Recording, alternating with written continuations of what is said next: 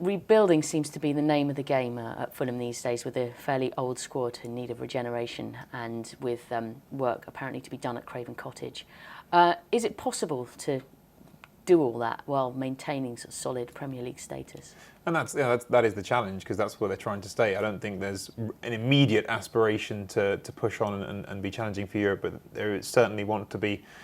Well, you need to keep the income if you're planning to rebuild anything. And the squad was, I think it was the second oldest in the Premier League, as you allude to there. So it is a difficult challenge, and it becomes even more complicated when you talk about, well, now we're thinking about selling our most prolific player, a player who scored 23 goals last season, who's their most reliable goal scorer, and you're replacing him so far. And I expect that if Dempsey does indeed leave, we're going to see someone else coming in to replace him. But so far, players who scored a small handful between them. And I think there's some interesting players coming through there. I think Karim Fry obviously had a fantastic breakthrough season last year, and he's going to be a huge player for them going forward.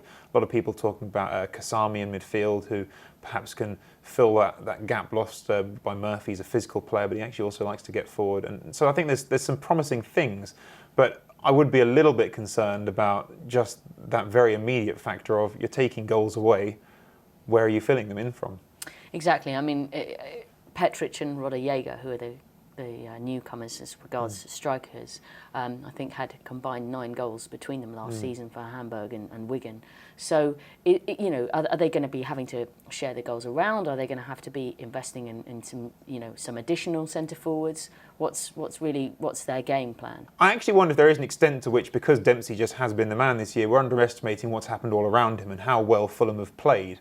I think there was one goal in particular against Wolves this season where Fulham kept the ball for what felt like an eternity. I think it was almost 5 minutes they kept the ball for before you had Diarra put Dempsey through. And when a team's playing that well, look, I don't mean to do down Dempsey much there, because I think he's fantastic, but I think that perhaps there is an element to which another striker could come into this system, and if they're playing as well as they did last season, would still score goals. Maybe not quite as many, but would still score goals. So you're not necessarily talking about a like for like with someone like Rodallega coming from Wigan, where for various reasons he had a difficult season and where they didn't have as good a season as Fulham. So I think that there's that element to it.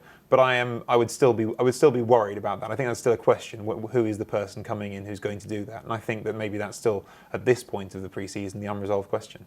Solid mid-table, about what you'd expect from Fulham, or can they be either side of that? I think it's going to be a dip. I think, again, we're still slightly speculating because it is all about this Dempsey deal. And if Dempsey would, for some reason, stay, then I think they could even take a step forward. But for me, unless they either bring in someone to replace him of a higher calibre, or they keep hold of him, then probably a step backwards. I think there's too much quality there still to worry about relegation. But I think between Dempsey and also Danny Murphy, who we haven't really talked about much at this point, Danny Murphy going another significant player, I think you're going to see some step back this year, yeah.